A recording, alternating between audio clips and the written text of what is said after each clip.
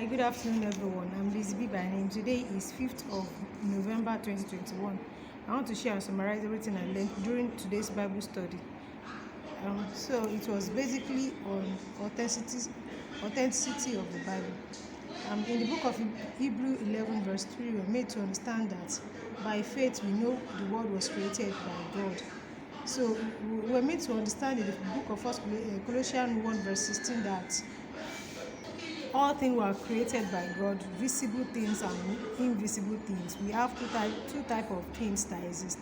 We have spiritual things and physical things. The spiritual is visible and invisible, and the physical is the visible one. And we're given an example of invisible thing, which is oxygen, which can't be seen, but it is invisible. It can't be seen, it can't be tasted, it is odorless. So when oxygen is combined with other two molecules, which are hydrogen 2 and oxygen, it forms water, which will be seen. So the book of Genesis 2 verse 7 makes us understand that God made man out of dust of the ground and breathed the breath of life in man. That means God breathed oxygen into them, but they can't put it in form of oxygen because people will not understand then. So that was why it was called the breath of life, which gives life. Whenever you take away oxygen from human life, the person is no more. So if a brain could not, if blood could not supply to a brain within 5 minutes, the person will collapse. That means there is a need of oxygen to every part of the system of the body. So oxygen was discovered in 1974. Then it was called oxygen, but in the Bible it is called breath of life.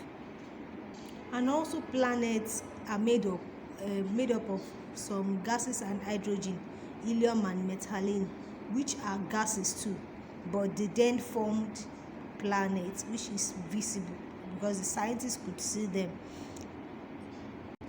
So we should always believe the Bible, because the Bible has always been true, it has always been real, it has always been the most existing book.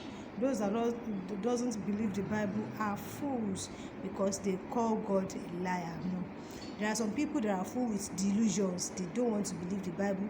All they know is to just believe the science. And whatever the science will be discovering, it has always been said in the Bible. Things that do appear are made of things that do not appear. That's proven by the Bible. So that itself has proven the Bible right. So the Bible speaks the truth. The man that disregards the Bible is a fool. God breathed the breath of life into man. That makes man a living soul. There is also a breath of death. There are some gases that are killed too, but God did not breathe that into man, but the breath of life. Those that don't believe in the word of God says the Bible is outdated, which is not so.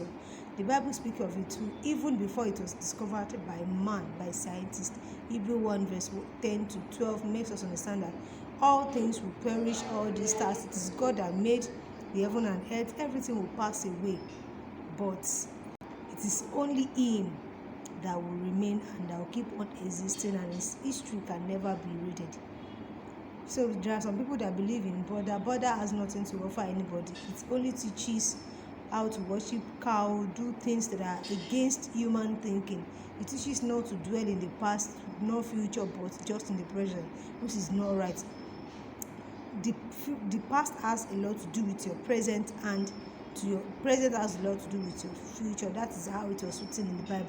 Revelation 1 verse 19 makes us understand that God commanded John to write things of the past, things that are happening, and things of the future. So it will teach us the value of the past. 1 Corinthians 10 verse 6, 1 Corinthians 1 verse 19, Proverbs 1 verse 19. So we are made to understand that there are correlation between past, present, and future. There are correlation between them. So you don't just neglect one for one. So the Bible is wise, scientific wise, speaks of the truth, not only ordinary book. The Bible is authentic and revelation of He who knows all things. So those were the whole things I learned through the program, and I'm so blessed. Thanks to the ministry, and glory be to God.